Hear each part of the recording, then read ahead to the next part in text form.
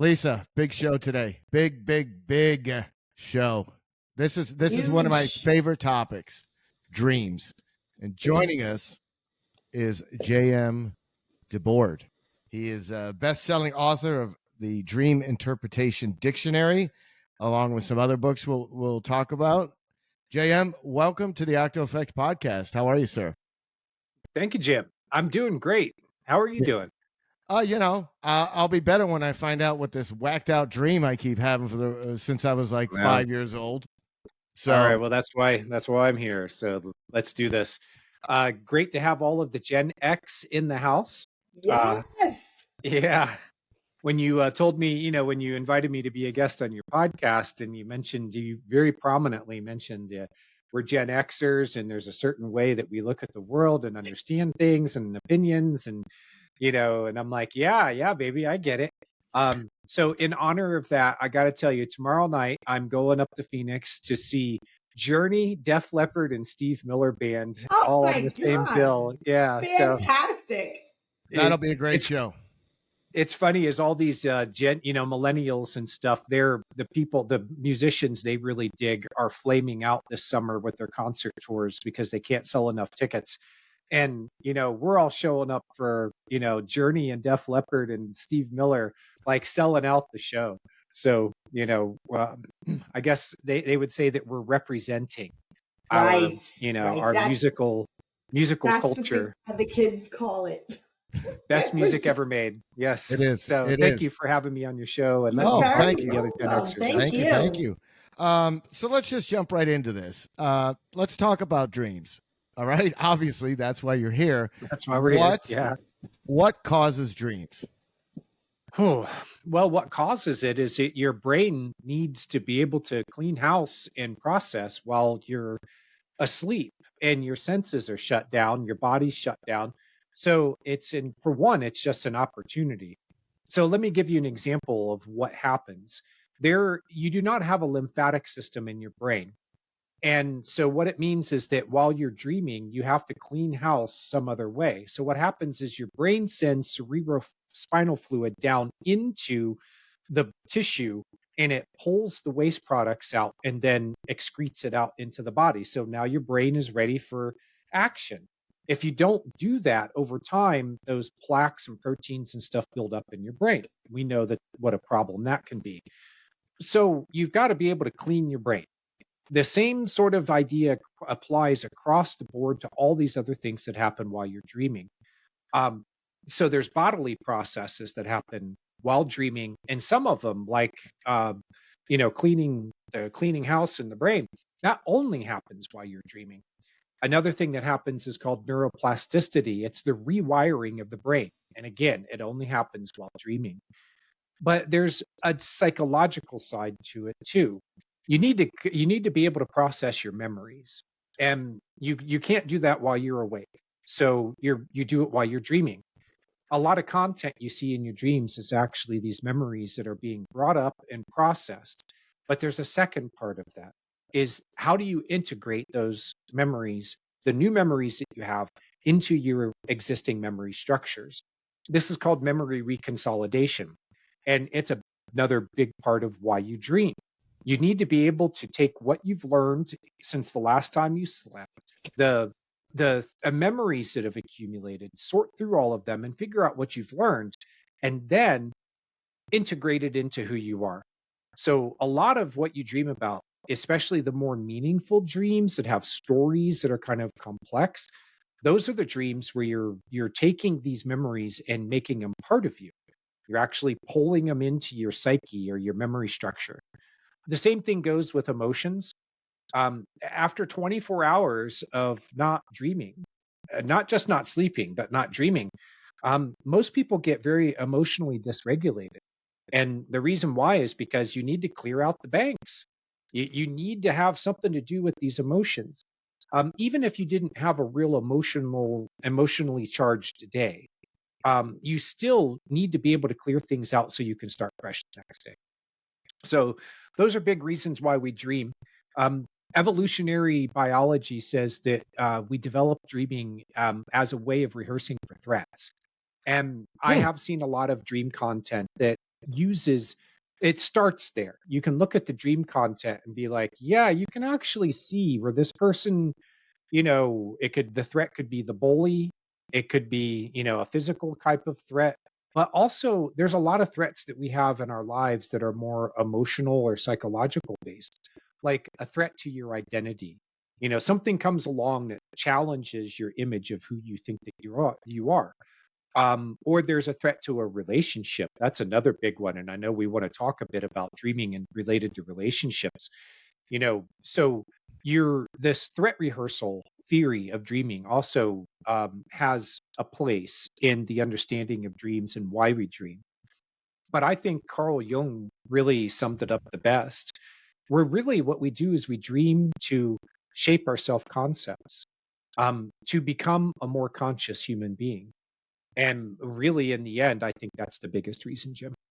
So, what about these people that say they don't dream or they can't remember? They dream. Them? Everybody dreams. So, why is it that that people cannot remember them? Is it? Do they have a block?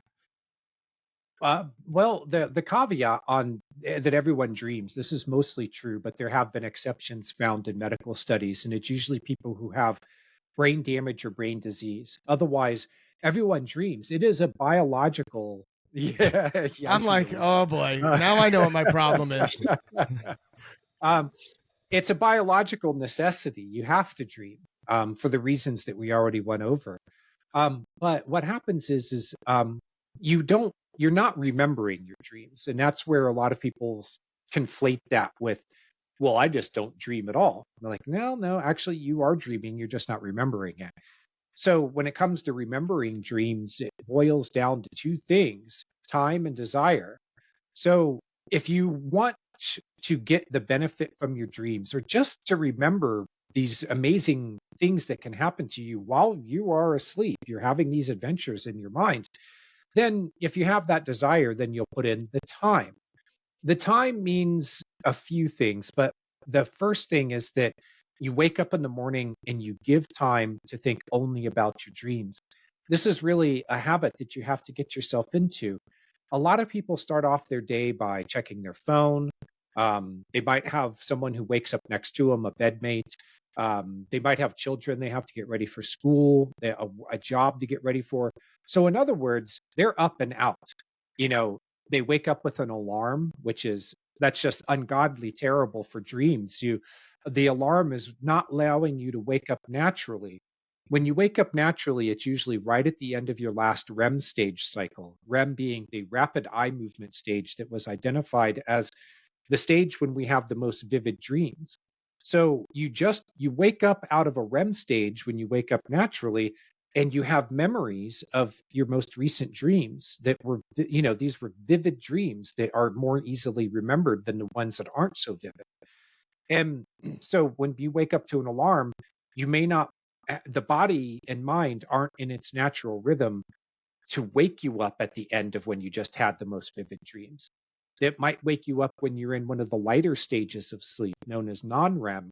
And you might be dreaming something, but it's kind of thought-like and not really making an impact on you. So there's really not much worth remembering. So time, as soon as you wake up, no matter if it's to an alarm or not, wake up and think only about the dreams. But the time also goes to before you go to sleep. I have my best memories of my dreams when I prompt myself as I'm going to bed. I consciously go to sleep. I look at my bed as I'm getting ready for it, and getting ready to get into it. And I think, I'm about to get into bed. I'm going to go to sleep. I realize this might sound kind of silly, but what you're doing is prompting your mind to get ready for sleep. And then the next thing is, I'm going to be dreaming soon. As I close my eyes and I'm starting to drift off, and I'm, letting go of thoughts and stuff from the day. But the last thing I'm thinking in my mind is, the next thing I see is going to be a dream, because I'm closing my eyes now to go to sleep. But then and the next thing I see and experience is going to be a dream. It prompts the brain, the mind, to be ready for when those dreams happen. And really, this is the biggest factor, Jim and Lisa, is that for remembering dreams, is to be fully engaged with them while you are dreaming. because when you're dreaming is stored in a special kind of memory, and it's very easily overwritten, and it's very sort of light and gossamer. So the more you can pay attention, the more deeply you are ingraining those memories, and that means that they'll be more easily remembered when you wake up and the first thing you do is you think about your dreams. So Now, that's the short. I had read, and I actually tried this, and it works, where you can actually create something in the dream to protect you. For example, let's say you're getting charged at by a bear. You can create a weapon to stop that bear. Is that normal, or am I just off the wall on that? Oh man, you're going to the next level. I mean, if you were one of my students at dreamschool.net, I'd be like, great, imaginatively playing with your dreams and being able to realize on the spot that you have options that are only limited by your ability to imagine. Then in dreaming, you've now leveled up. You're now more consciously engaged with the dreams. If you can realize that you're actually dreaming, then this is called becoming lucid.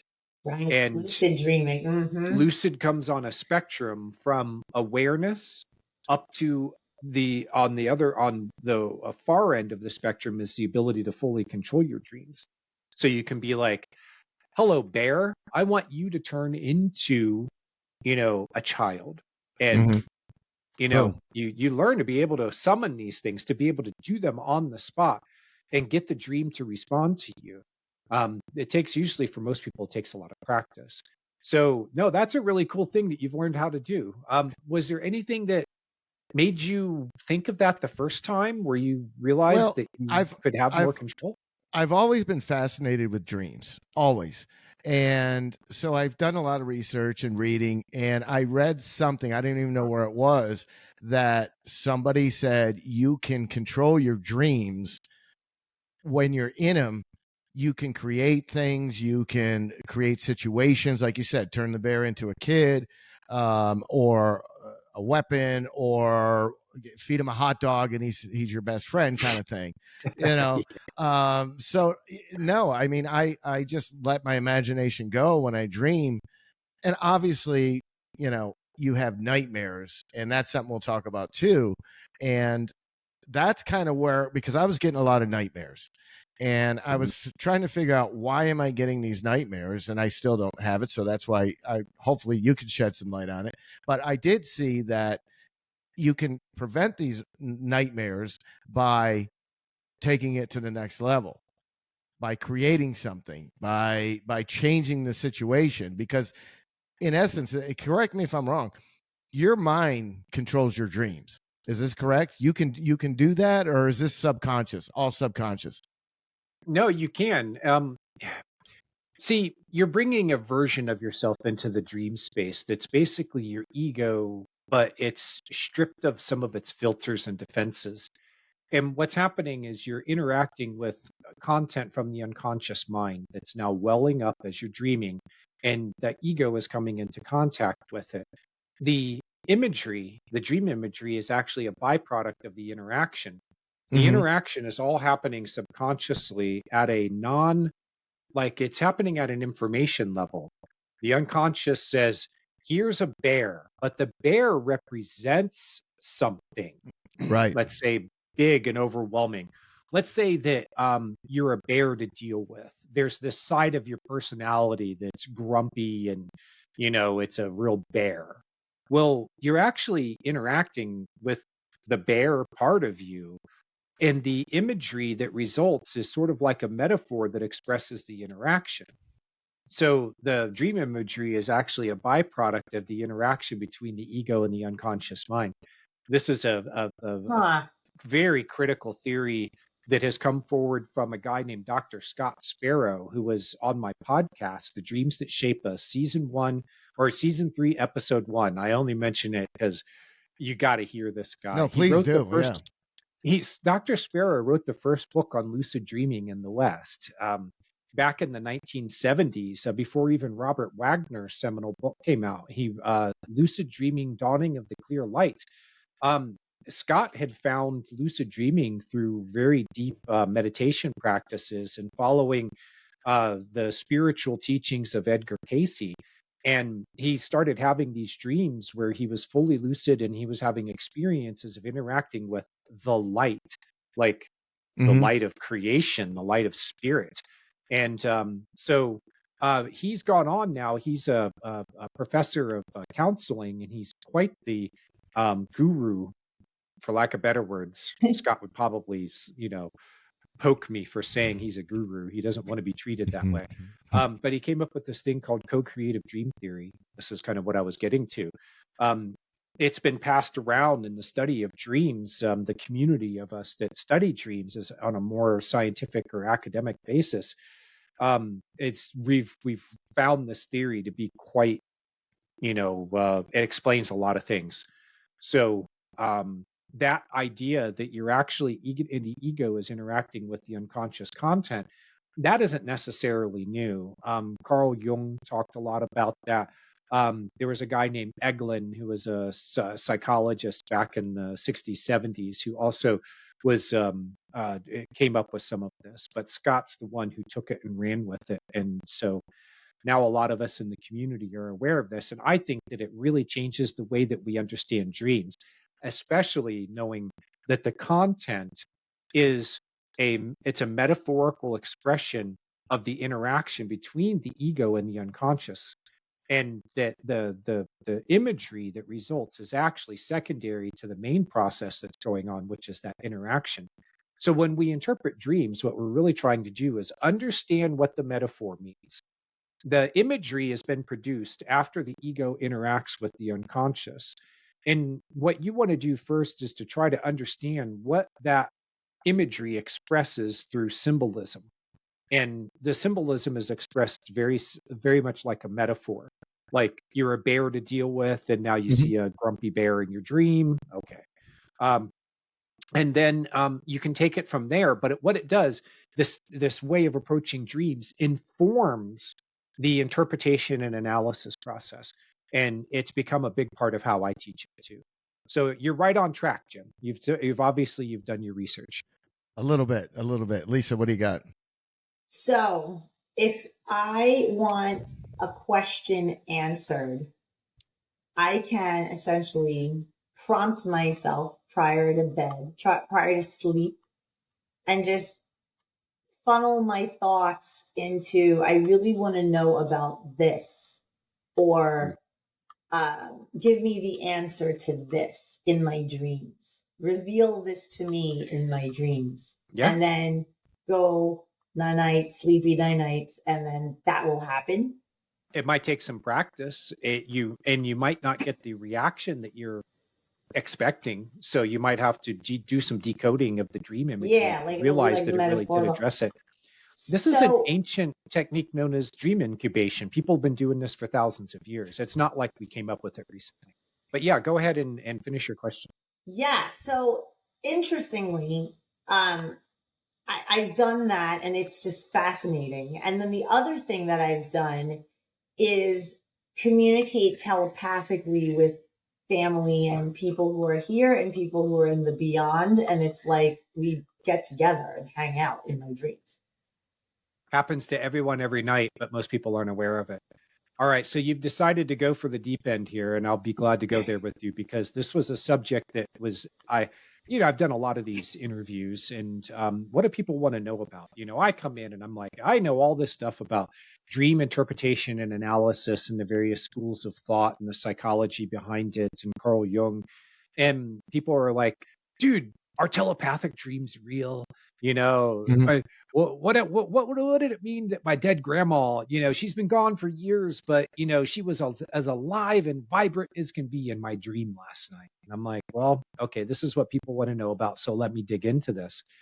And one of the things I found in my research, it led me to Bob Monroe, who was the founder of the Monroe Institute, and he wrote a book called Journeys Out of Body and two other books, where Bob was basically he owned various radio stations, and he worked in radio production, and his company started experimenting with binaural beats back in It started in the late 50s, but in the 60s they really started getting a handle on like how do we go like shift from beat to beat, like and change the actual brainwave frequencies, and they're measuring it on EEGs, and they're using full laboratory setup for this stuff as part of his business and his research. Well, Bob was one of the original test subjects, and he's found that he started having these wild experiences of waking up and he wasn't in his body. He's like, my body is laying there next to my wife, and I'm up here on the ceiling, and the ceiling fan's going, and I can feel it passing through my body, like my spiritual body. He's like, he said he had no idea when this. He thought he might be going crazy. He had no idea what the experiences were all about, but he thinks that they were triggered by the binaural beats.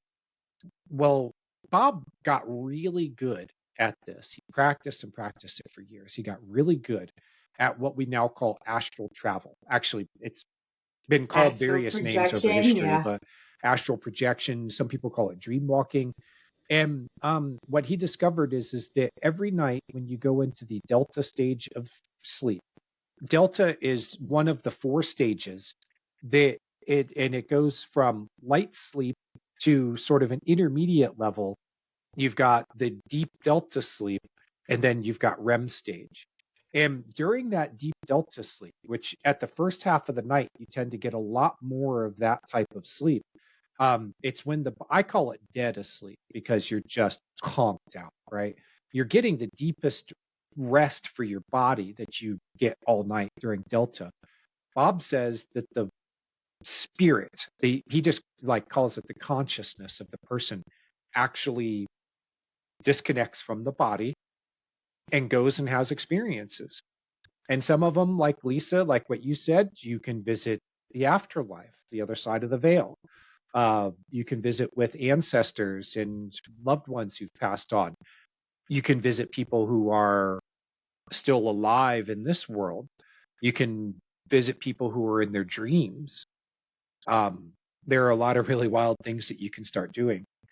This is not very well known, but I think the reason for it is probably because if I had to make an estimate, I would say that maybe 4% of the population, 4 or 5% of the population knows how to do this. For most of them, it happens spontaneously. Are they all in the CIA? Well, you might be referring to the remote viewing program, which Exactly. I went down that rabbit hole too, and I did find some parallels. The same, it's Joe McMoneagle, who was known as Psychic Spy 001.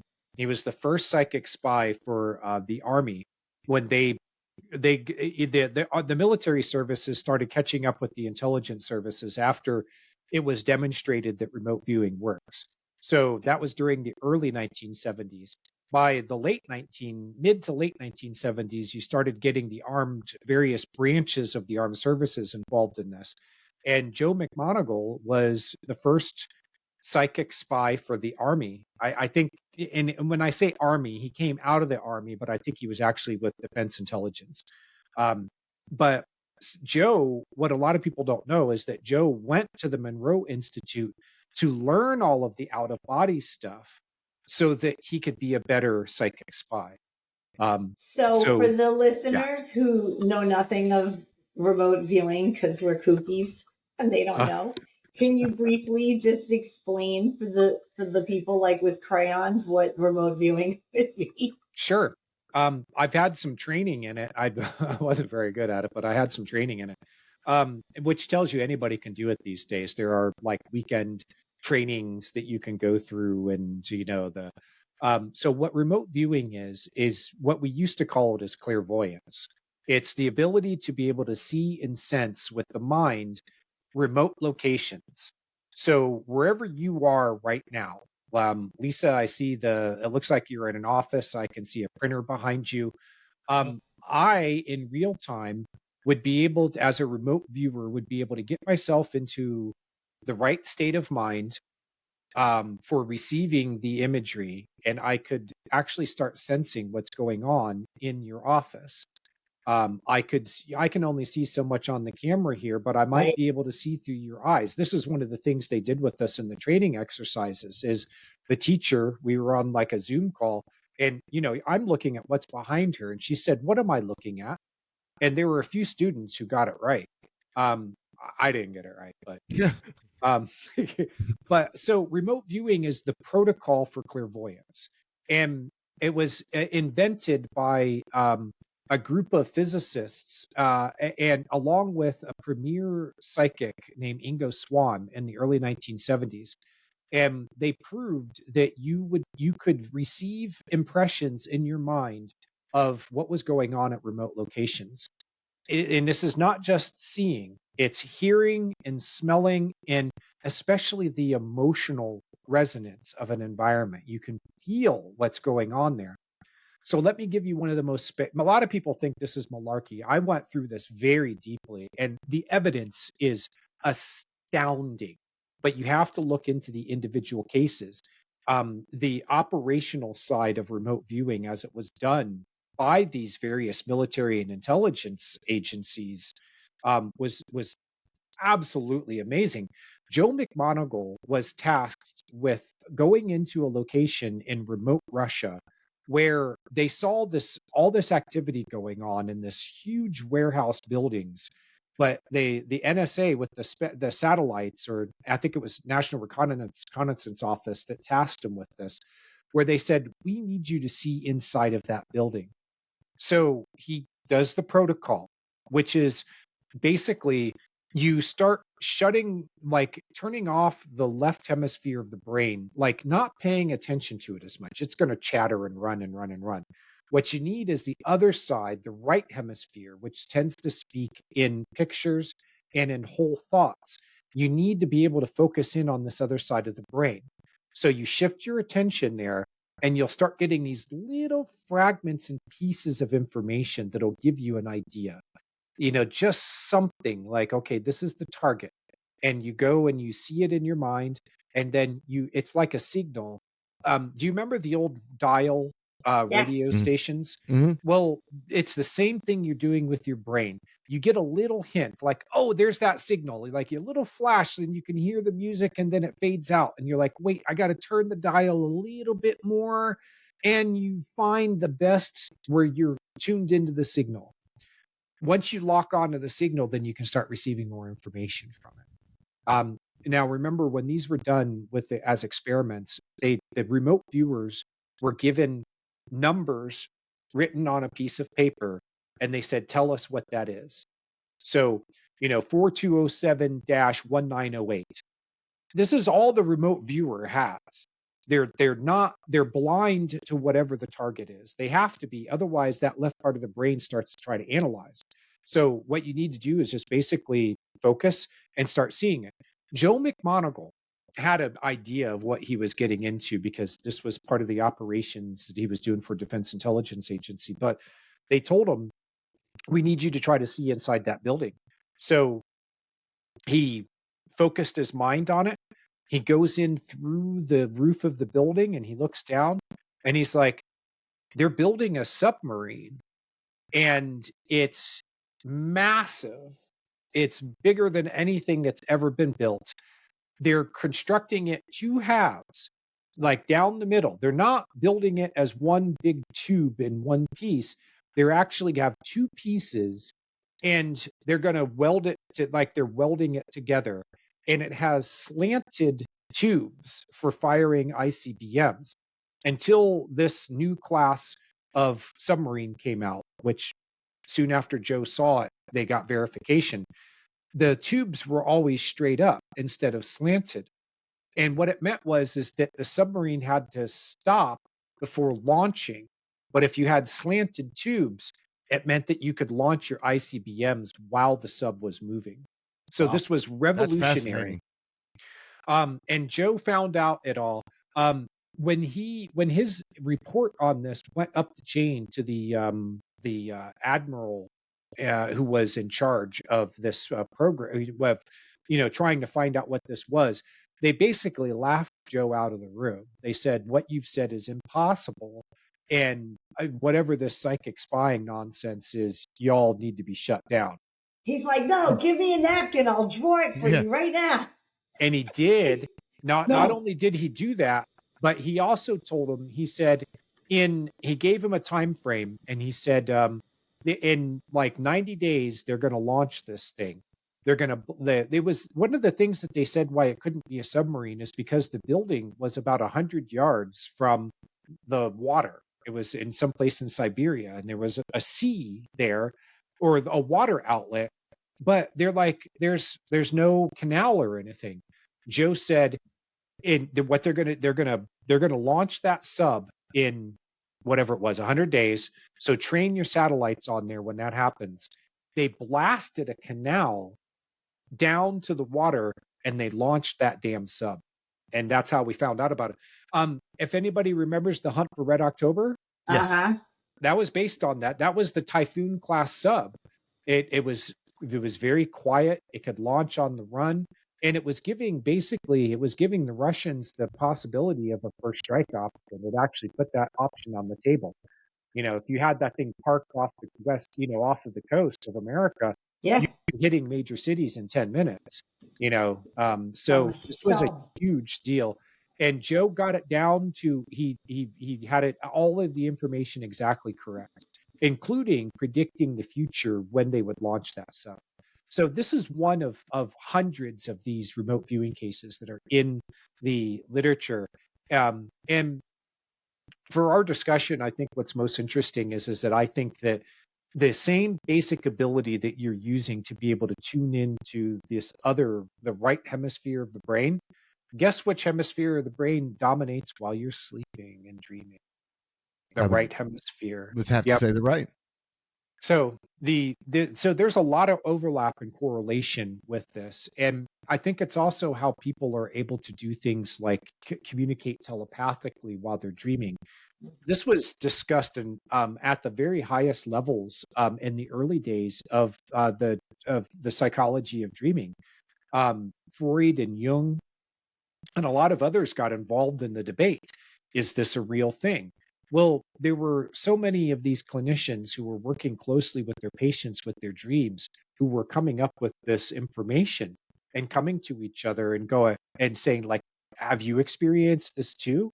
Like, I'm getting this wild psychic stuff that's happening in these dreams, and I'm getting verification of it. I'm finding out like things that help me to know that this isn't just fantasy or it's misunderstanding some other phenomenon. This is real.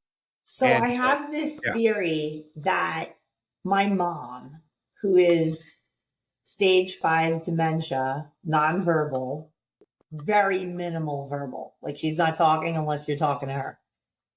I would say in the last 5 months have been awakened with this connection to her, like she's trying to tell me things while I'm dreaming.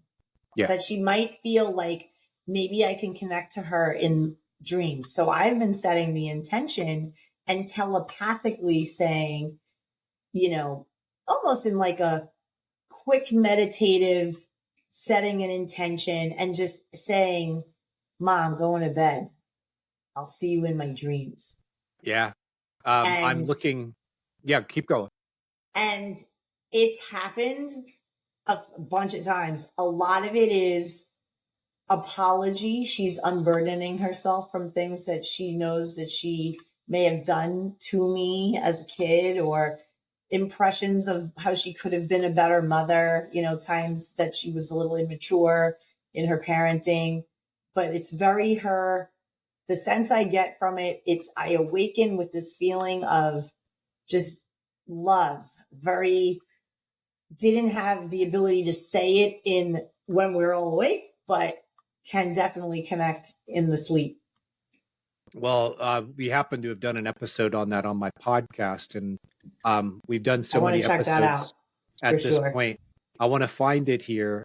So it's The Dreams That Shape Us. And this was oh God, where is it?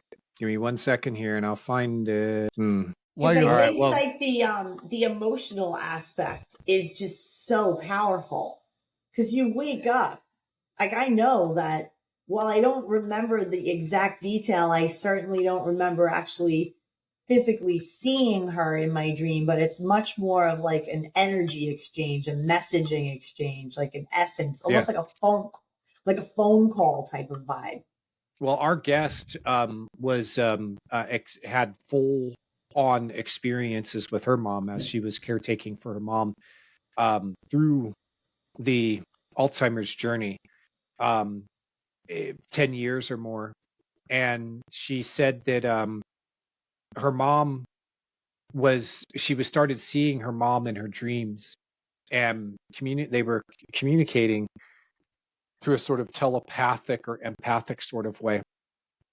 She started understanding things from her mom's perspective, that even though Yes. she was nonverbal, uh, there was more going on there, that her mom was aware of things in a way that that her caretaker, her daughter, Maureen, I'm almost positive it was Maureen's, but yeah, I don't want to waste time going through all of this. It's one of our episodes, we covered that. And it was a really fascinating thing to learn that they were connected so deeply through their dreams.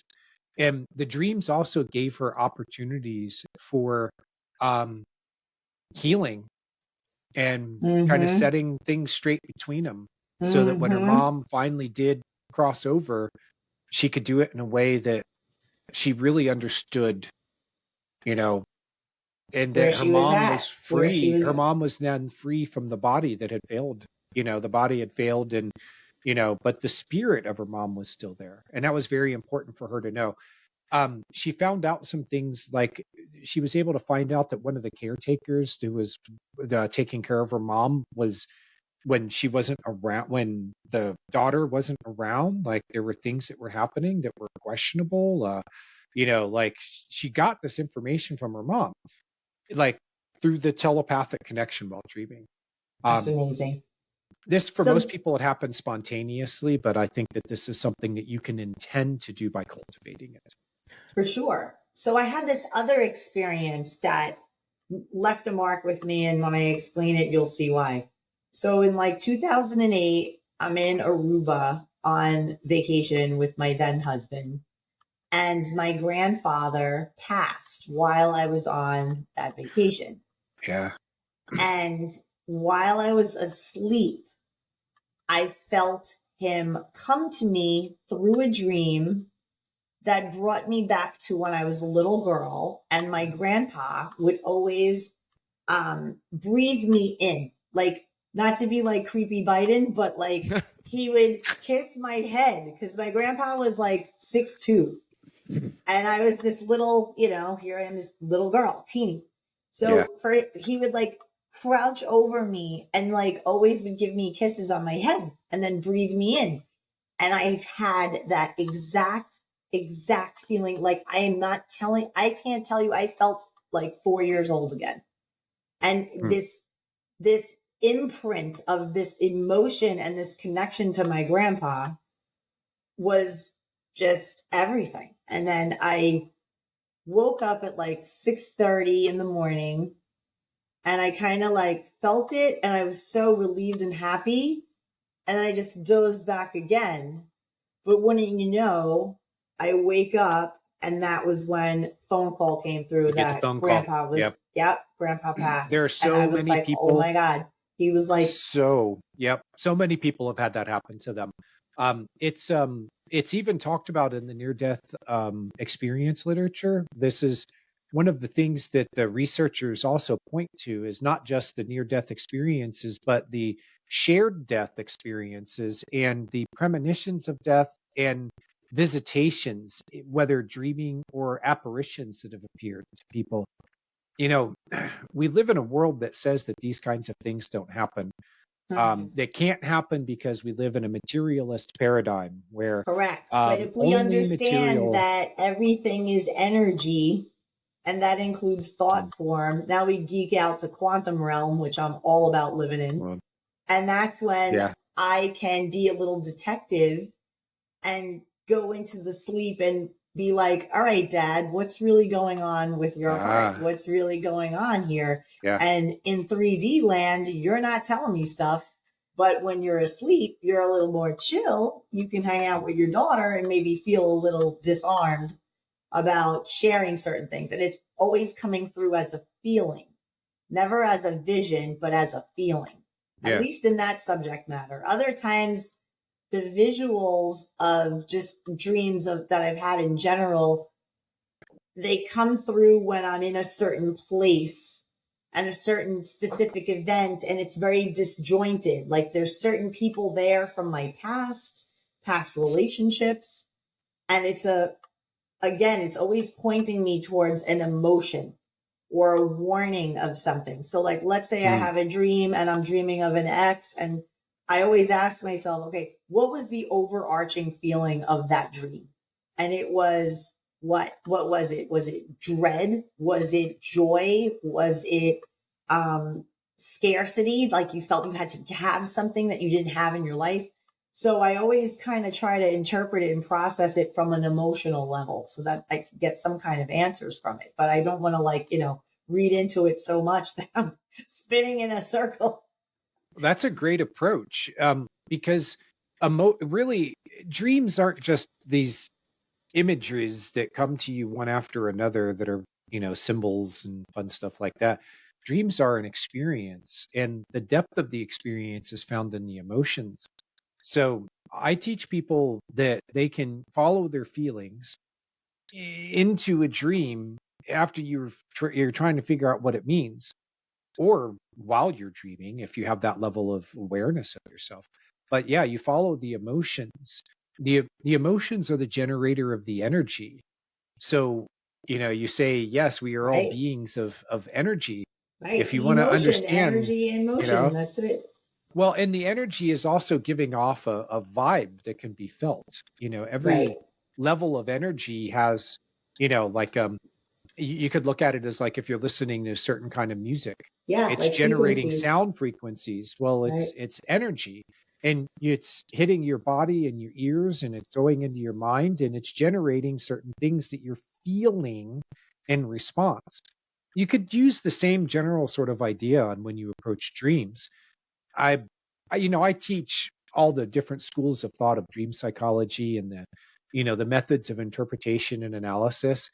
I tell a lot of people, like, it can help you to know that, but why don't we just look at what you felt while you're dreaming and explore those?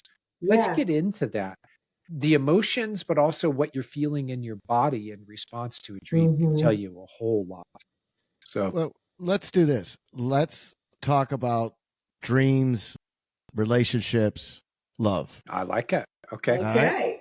All right. Let's do it. Let's spend a little time on that, and then we'll close up with people who had sent dreams and want to know what they mean, as well as my screwed up dream. So let's go with the love and the relationships first. Well, I mean, I would imagine people would want to know if they could connect with an ex or if they could will them back into their life through dreaming. No, thanks. No. Or what does it mean? What does it mean when, an ex appears in a dream even? We can talk about that. Now, I want to say first that I'm a moderator at r/dreams. It's the largest online home for dream sharing anywhere in the world by far, and at least in the English language. So I've been doing this. I've been a member of the community for 15 years. I've been the leader of the community for 10 years. So I've been at this for a long time. I see a lot of what people dream about. I've heard every question in the book. The question I hear over and over again: I had a dream about my ex. Does this mean we're getting back together again? Does this mean that he or she they are thinking about me? Because people have heard that if you dream about someone, it means that they're thinking about you. And I go, well, let's take a more conventional approach to this before we go off into this other direction. Is that, for one, that person could be a symbol, and the dream really has nothing to do with them.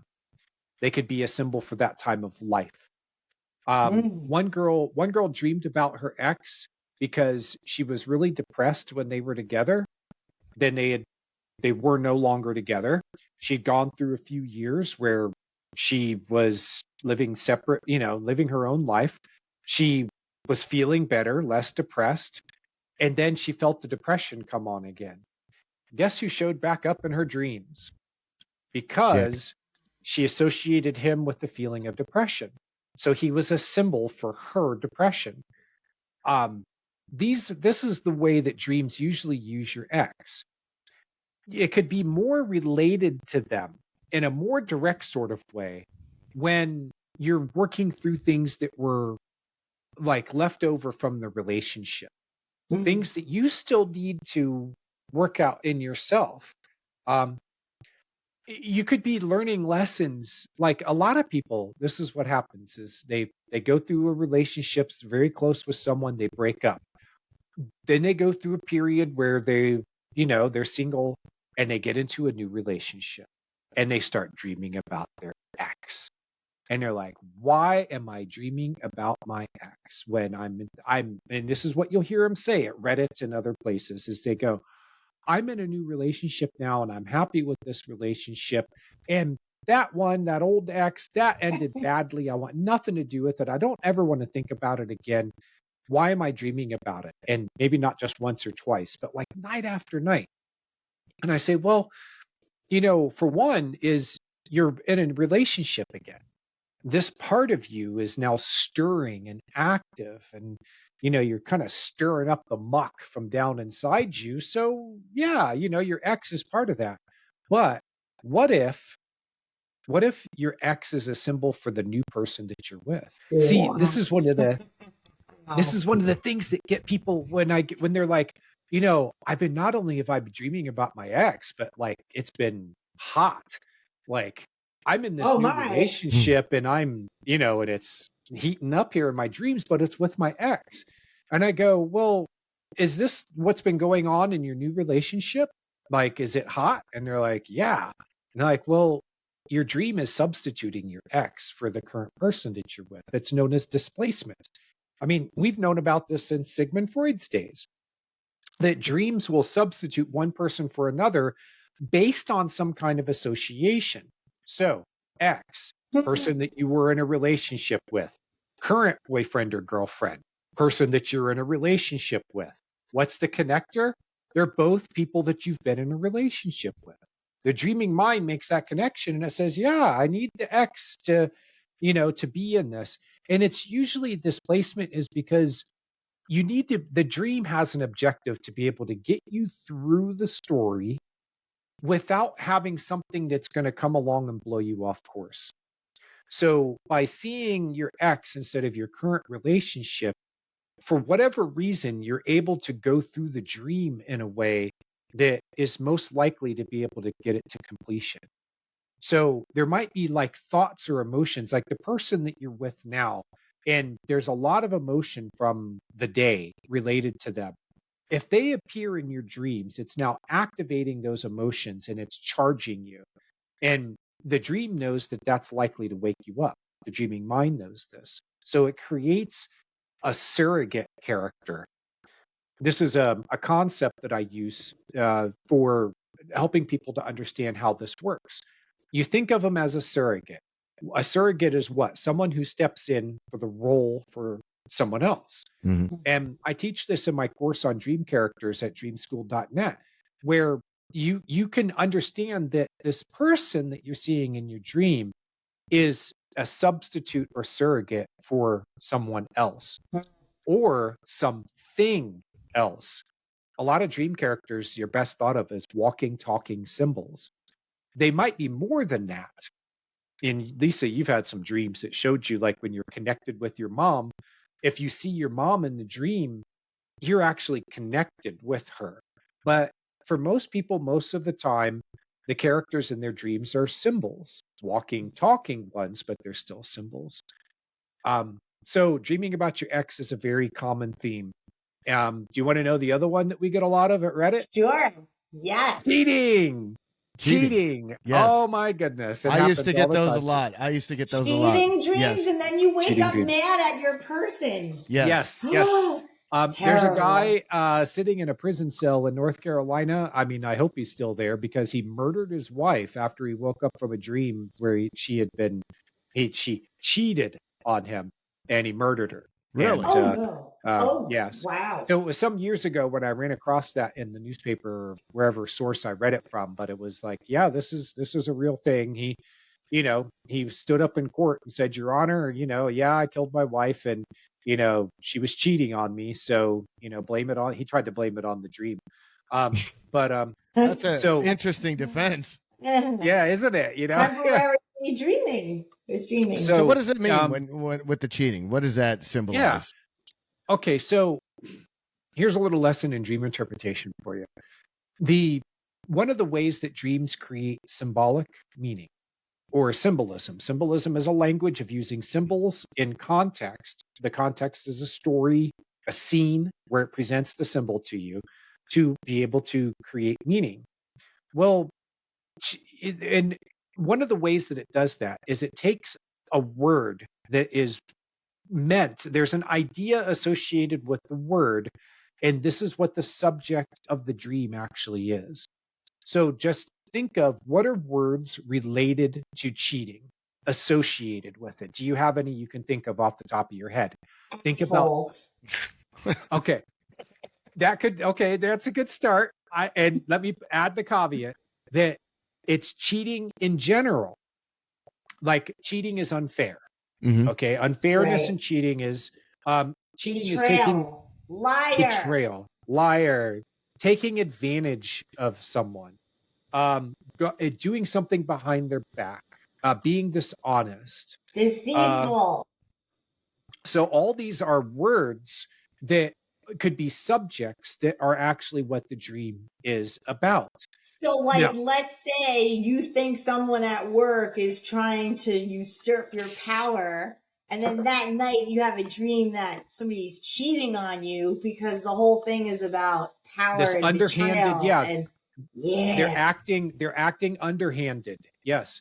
All right. So here's an example. I give a lot of these in my course on dreaming for love and relationships at dreamschool.net.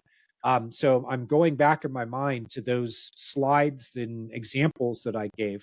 And I'm remembering one where there was a woman that had dreams that her boyfriend was cheating on her.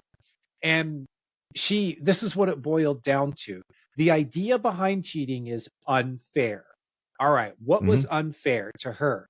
Unfair was that he had a guy's night out. He would go out with his buddies. And she said that was fine, but she felt like it was unfair to her because she was a cool chick who could smoke cigars and drink beer and talk about chicks and all that stuff. She's like, in other words, she's not going to be a drag on them. She's going to be the cool chick who can hang out with them at the bar and play pool and throw darts and belch and whatever. It's a different dynamic, though. She can do guy things, but she felt like she was automatically excluded just because she was female. She felt like that was unfair. So the dream translated it to cheating. Here is another one. There was a lot of times also cheating comes down to some kind of self-conception in something that you're feeling that's related to the idea of cheating and why people cheat. And this was one of the best ones that I ever ran across. There was a guy who had recurring dreams that his wife was cheating on him. Now, the first thing you always ask when you're, helping someone with a dream like this is you go, is there any realistic possibility of this? Because just last night I was talking to someone on Reddit who had a dream that her boyfriend was cheating on her, and she saw it on his phone by looking in his spam folder and seeing that he was hiding messages there. She woke up from the dream.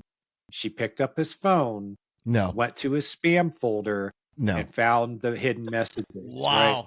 So these things have happened, right? But most of the time it's not. And so this is the first thing I have to ask. And he said, no, my I know my wife's not cheating on me.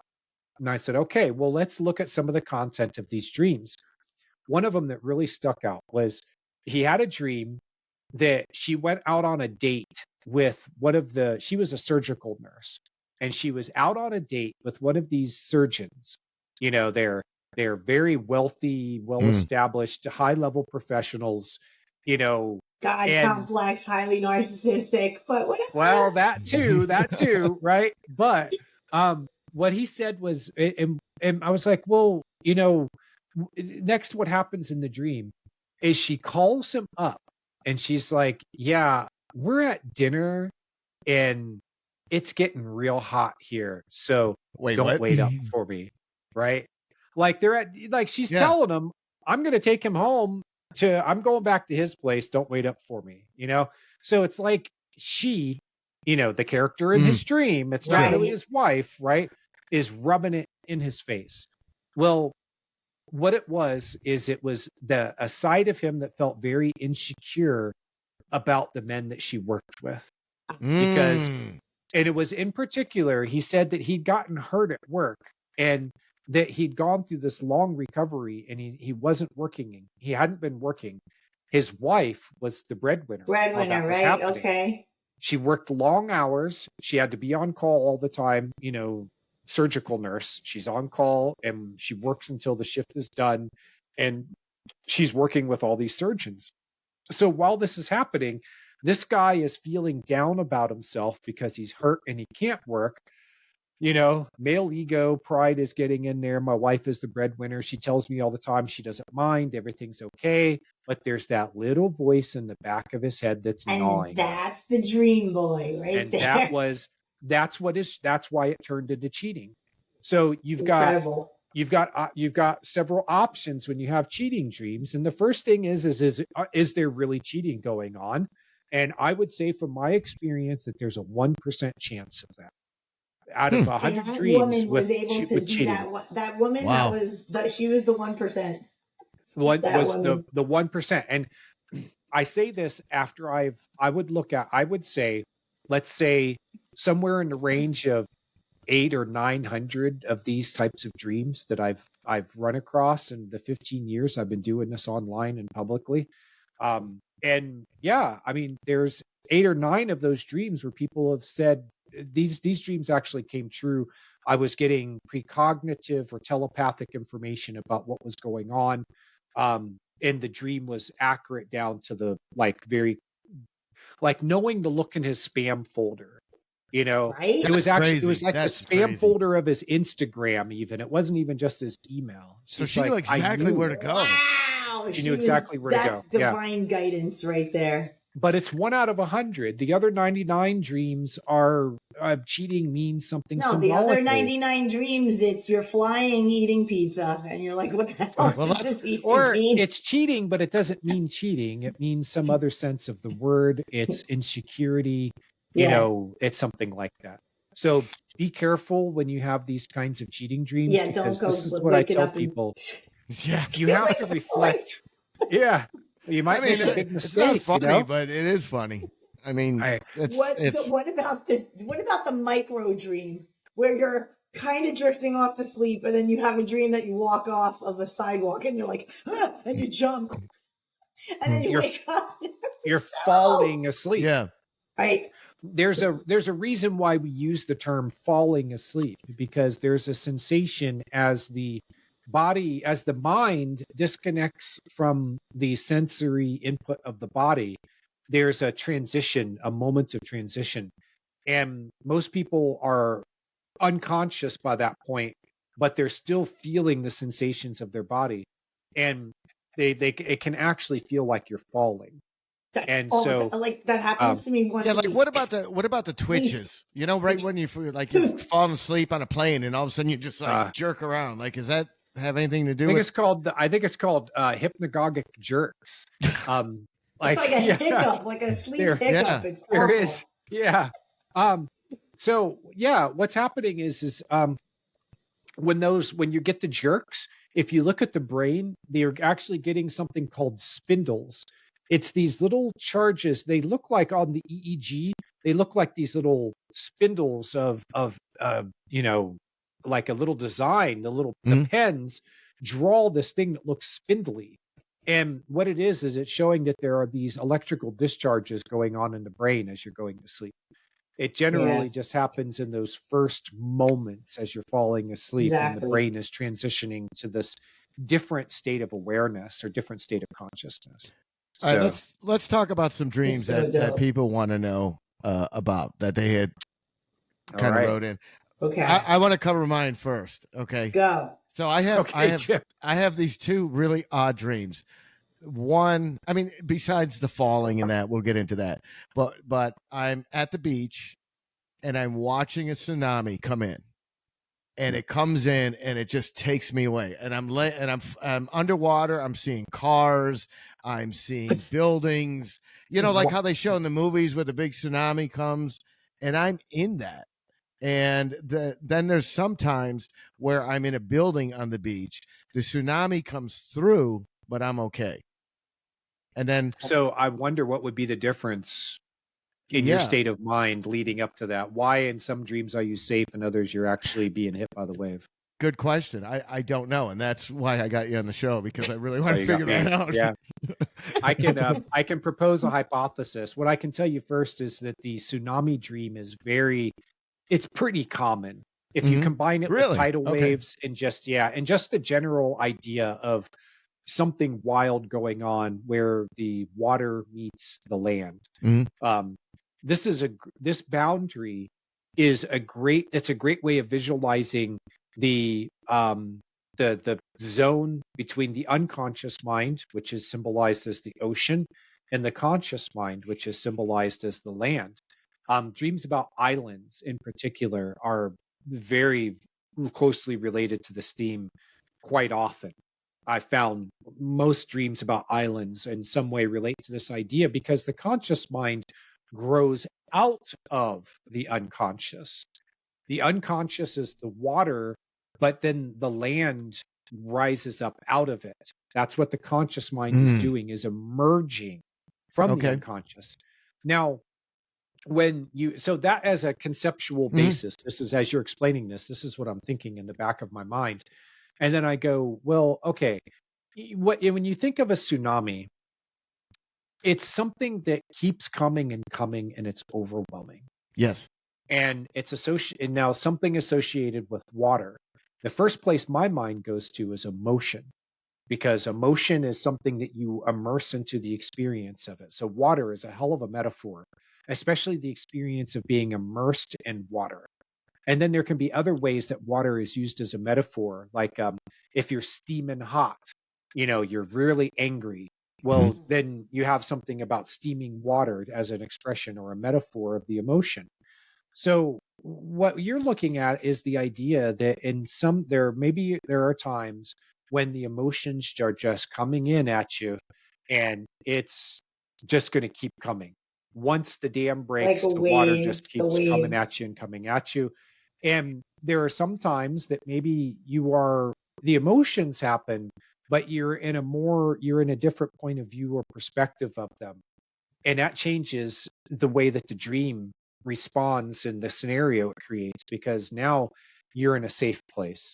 You're up on the balcony and you're able to see, you're able to fight it off. Whereas if the emotions come at you and hit you and you don't have the right perspective on it, they overwhelm you, then the wave just keeps coming at you.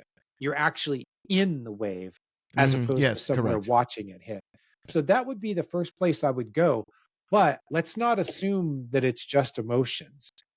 That is where you would look at probabilities. You would say it's the most likely one.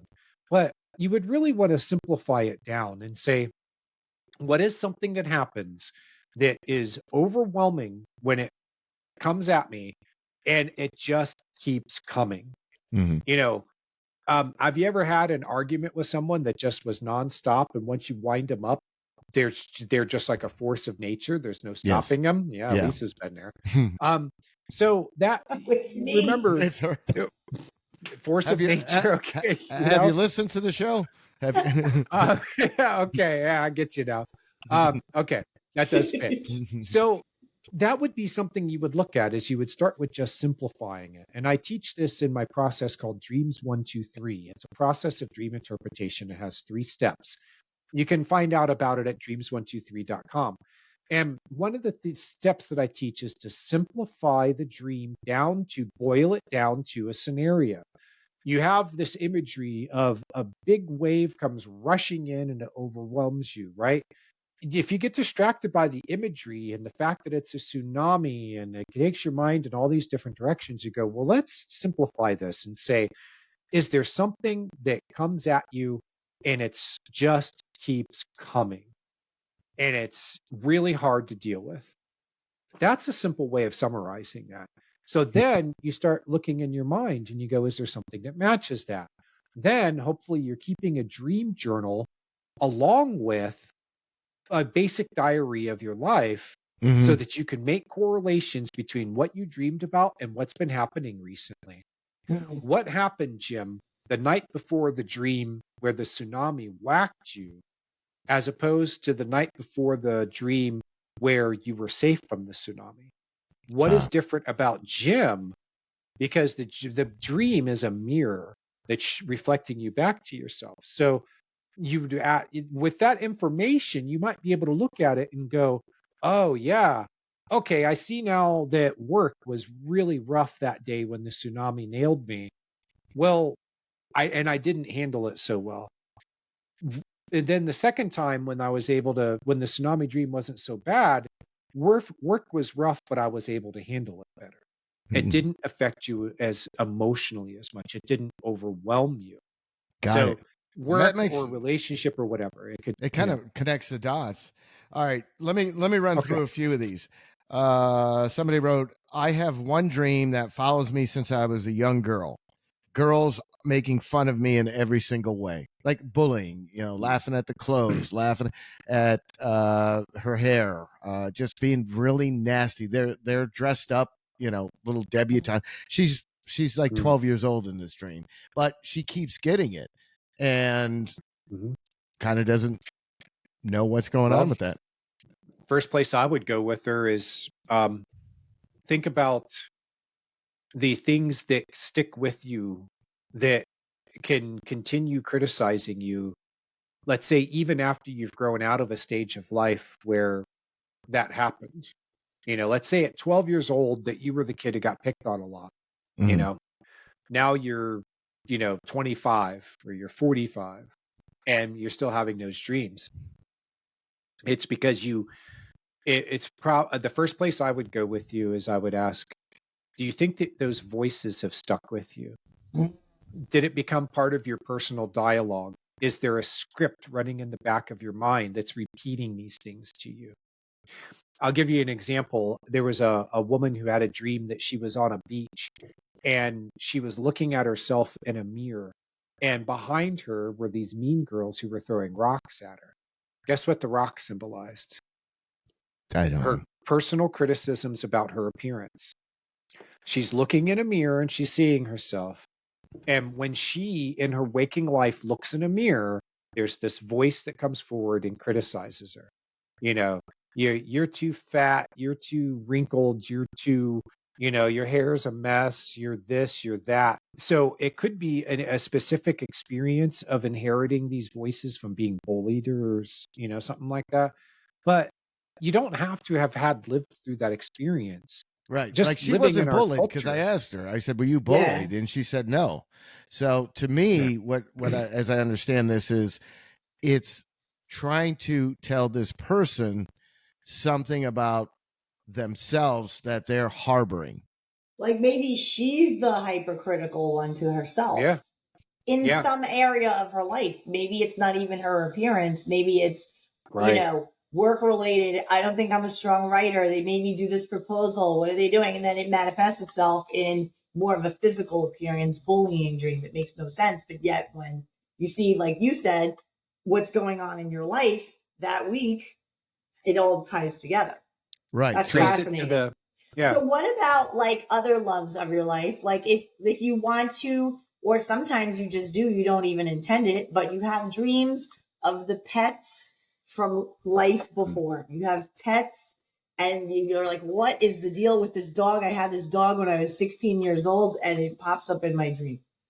And multiple pets, multiple, like the little, like I'm like a flock. Well, it can be a symbol for the time of life when that pet was it was active in your life. It can be a symbol for something that you feel related to the pet. We have a cat. We had a cat, and we've had a lot of them, but she's the one I dream about because she was Daddy's little girl.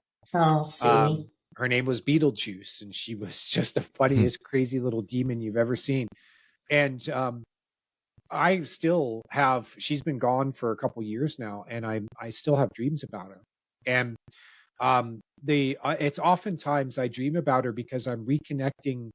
Like Beetle melted my heart in a way, you know. And you can have many, many pets, and there's this one that just put their little paw on your heart in a very, and I think also it has to do with where you were in your life with that particular pet too.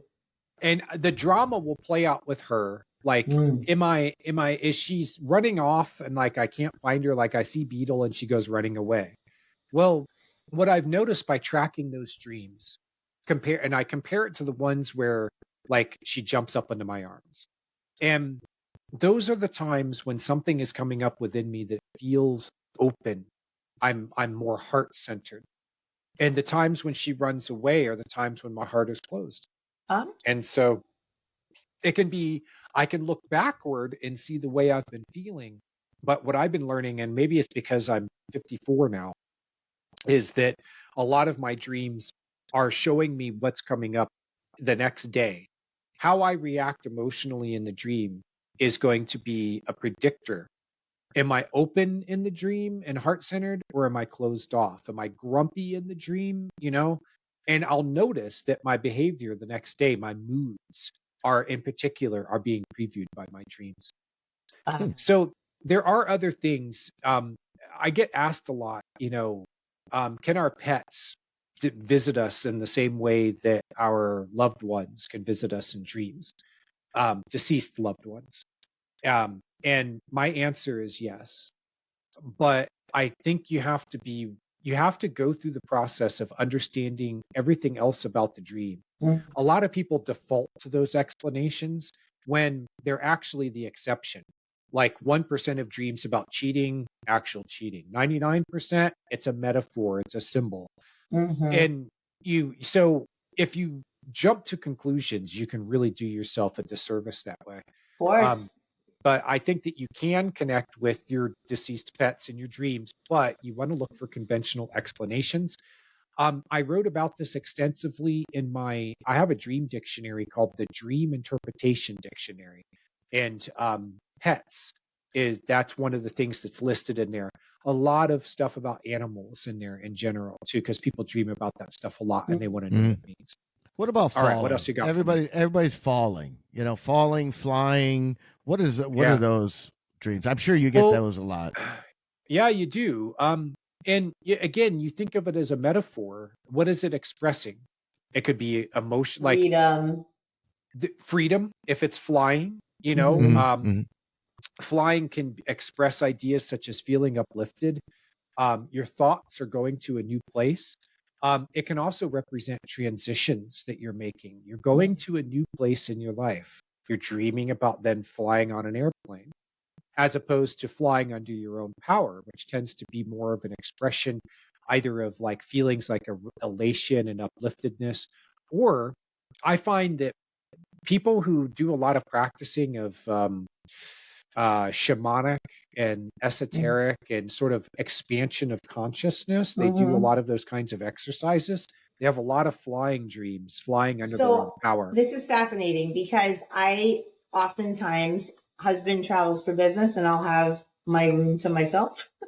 So I put different sound frequencies. So I've been getting into like 963 hertz and just playing it without any visuals. So it's on the TV, only audio for like 9 hours. So it's the whole night.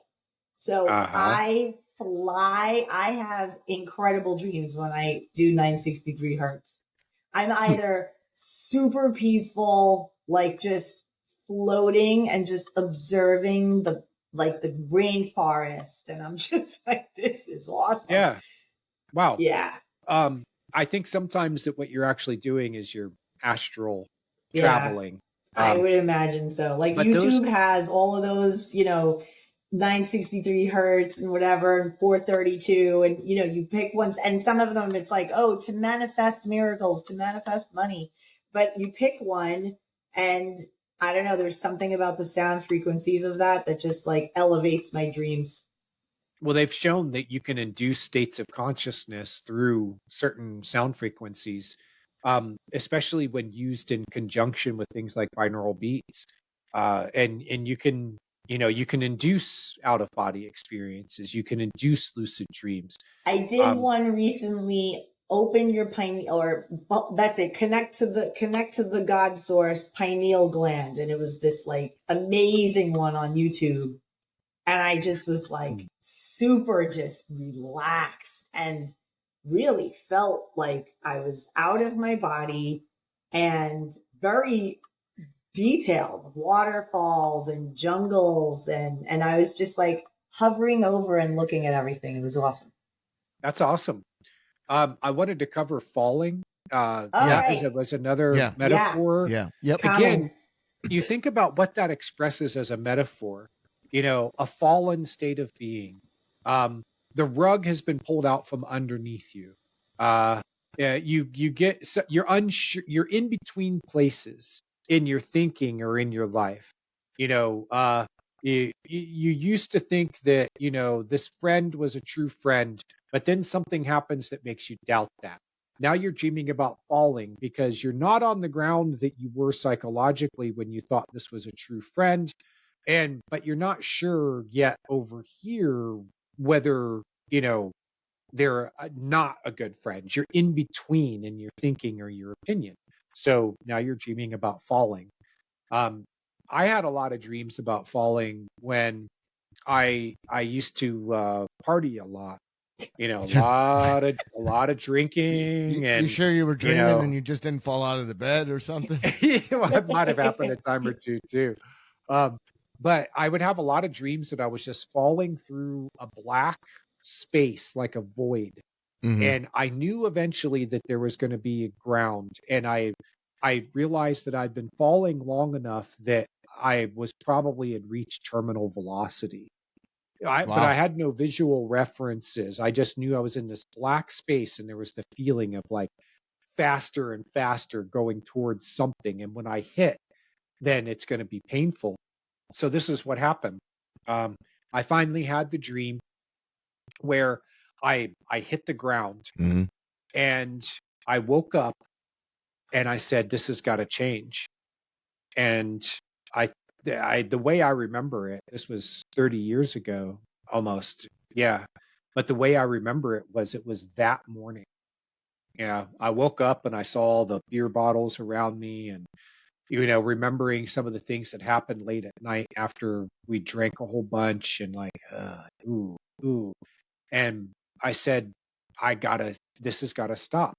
And I found that the feeling that left over from the dream, like I finally hit bottom. Rock bottom, right? Yeah. Interesting. Yeah. Interesting. And it was moving that energy in the right direction so I could use it to make the changes I needed to. All right, last one. What you got for me? Last one here. Teeth falling out. Oh, yeah. Now, I heard that means pregnancy. I don't know. I don't know what. Help me out here. This is going to take quite the explanation.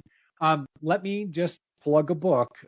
Nightmares: Your Guide to Interpreting Your Darkest Dreams. If you want to know what a lot of this stuff means, I write about it in detail.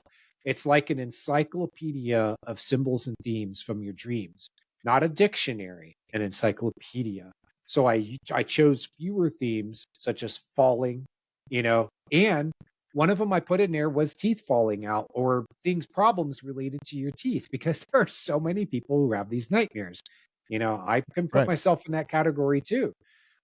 So here's the thing that you start off with is you go, well, what is the use and function of teeth in everyday life?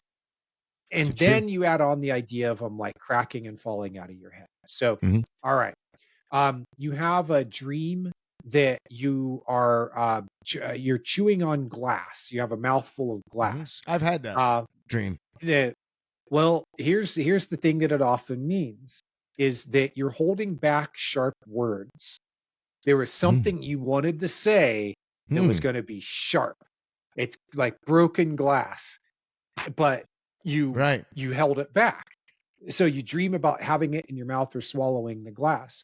But if you have a dream where your mouth is full of gum, you're having trouble articulating something.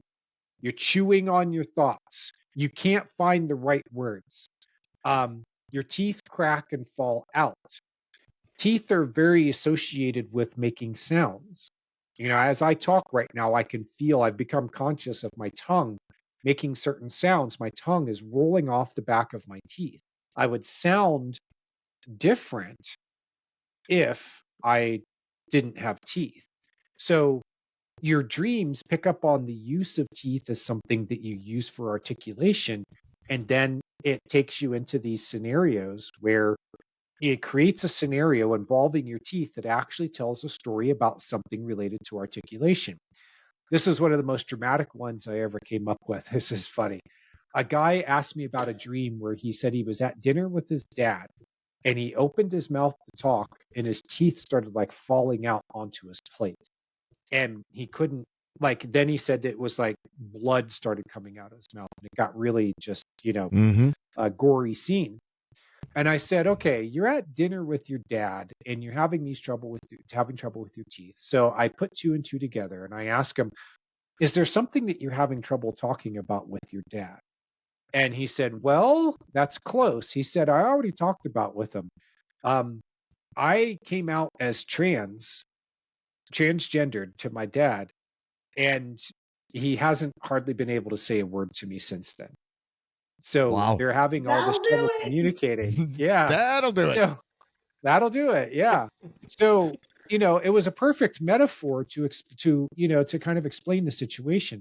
There was another one where there was a girl who had a dream. He had his teeth fall out instead of like randomly sprouting boobs at the table. Well, that might have been a later dream. Right? It was, Or he goes to the guys, I have to go because I have to pick my husband up at the airport at 10:30. Okay. But I love this. Continue the conversation. This was so great. Well, let's do this. Let's do this. Let's wrap this up. All right. And then I want to have you back. All right. So we can get more in depth. Great. Definitely get in. So here's what we're going to do. JM, tell us how somebody could get a hold of you. Go to dreamschool.net. And it's jm@dreamschool.net is one of the email addresses I use there. I have an online school that right now it's mostly pre-recorded classes and webinars. And it's going to gradually get into adding more live classes and releasing a monthly schedule. I was going to try to do it for September, but there's been too much going on. What I want to do is offer a membership where you can look at what's going on that month and decide whether or not you want to be part of it. And we'll talk about dream interpretation and psychic dreams. And we'll have dream groups and dream circles. We'll cover it all. So I'm trying to get that going. So jm@dreamschool.net. I'm also Radowl at Reddit, RADOWL. It was a username I chose when I first signed up there 15 years ago.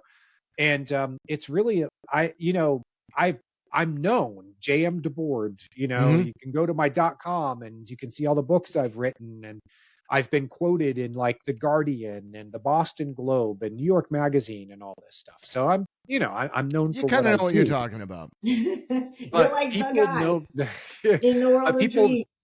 People know me as Radowl. There are more people that know me as Radowl than J.M. DeBord. You need to make like Reddit, a logo, like a little baseball hat, sleepy owl thing. I like it. Yeah. I'm changing the logo at Dream School. I want to change it to an owl inside of a dream catcher. And that's cool. Yeah. Perfect. to kind of convey that idea. So that's how people can reach me. I have a Perfect. lot of books out, and you look up my name, J.M. DeBord, at places like Amazon or whatever retailer, Walmart sells books, and you'll Yeah, find me there. I'll list them all in the show notes. I'll put all this information in the Appreciate show that. notes. Yeah. JM, absolute pleasure. I mean, So we could have gone for hours on this, but let's Yeah. definitely talk about doing another one. All right, because there's I would love some Yeah. other topics, nightmares and whatnot. Lisa, real quick, do your plug. What do you got? anybody wants to meet the person of their dreams, I'm not a matchmaker, but I will help you get whatever is going on with you that blocks you from love. I will help you remove whatever that is. And maybe you'll dream about your beloved. You can reach me directly at lovequestcoaching.com. Perfect. Again, JM, thank you so much. It's a pleasure. Everybody, that's it. We're done. Good night. Peace out. Gen X rules. Sweet dreams. Sweet dreams.